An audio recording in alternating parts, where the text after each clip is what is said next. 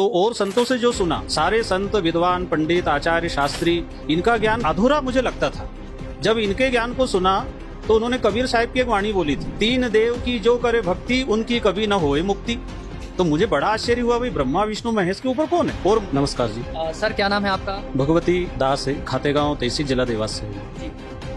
भगवती प्रसाद तिवारी जी पहले बहुत सारी कथाएं करते थे, तो जो कथाएं करते थे अब तक कितनी कथाएं कर चुके थे और कैसे कैसे लोग आपकी कथाओं में आते थे? परमात्मा की दया से श्रीमद् भागवत महापुराण कथा मैंने की है, तो अभी तक 500 के लगभग कथाएं हो चुकी है। और जिस क्षेत्र में गांव में कथा होती है, आसपास से सभी प्रकार के लोग, छोटे बड़े अमीर गरीब नेता, सभी कथाओं में आते थे। क्योंकि मेरी कथा परमात्मा की दया से इतनी सरल भाषा में करता था तो लोगों को वो पसंद आती थी, तो अधिक संख्या में लोग सुनने आते थे। भगवती प्रसाद तिवारी जी, जैसा कि आपकी कथा को सुनने के लिए गांव से शहर से लोग आते थे और बहुत सहज तरीके से आप कथा करते थे, तो आपके जो शिष्य थे, कितने शिष्य बन चुके थे जो आपकी 500 कथाएं हो चुकी थी, नेता मंत्री सब लोग आते? नहीं, परमात्मा की दया से ये शुरू से ही मुझे ऐसा लगता था कि मैं गुरु बन नहीं सकता, मैं गुरुओं की बातें सुना रहा था। तो मैंने कभी किसी को चेला बनाया नहीं, मेरा कोई शिष्य है नहीं। और मैं जो भी कथाएं की, गुरु बन करके मैंने नहीं बोला, मतलब ये परमात्मा की दया रही। मैं ये एहसास होता था कि हम ये सुनी सुनाई बात तो सुना रहे हैं, ज्ञान अपना नहीं है, तो गुरु पद मैंने कभी स्वीकार किया नहीं है।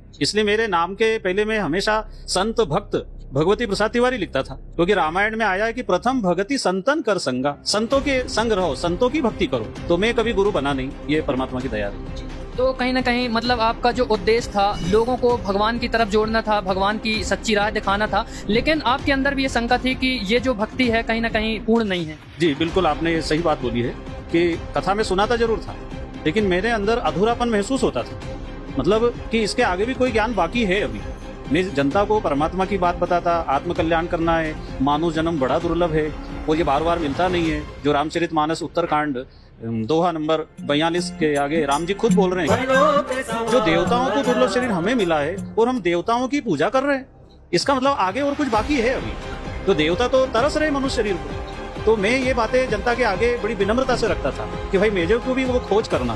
तो वो जो आप जनता के सामने बातें रखते थे और आपको भी तलाश थी खोज की, तो वो क्या खोज आपकी पूरी हुई? हाँ जी, जब मैंने जगत गुरु तत्वदर्शी संत रामपाल जी महाराज जी के सत्संग सुने, उनकी पुस्तक ज्ञान गंगा जीने की राह पुस्तक को पढ़ा और टीवी और मोबाइल के माध्यम फेसबुक पे सुनता रहा पहले, और सुन करके फिर मैंने मिलान किया। तो और संतों से जो सुना, सारे संत विद्वान पंडित आचार्य शास्त्री, इनका ज्ञान अधूरा मुझे लगता था। जब इनके ज्ञान को सुना तो उन्होंने कबीर साहिब की एक वाणी बोली थी, तीन देव की जो करे भक्ति उनकी कभी न होए मुक्ति।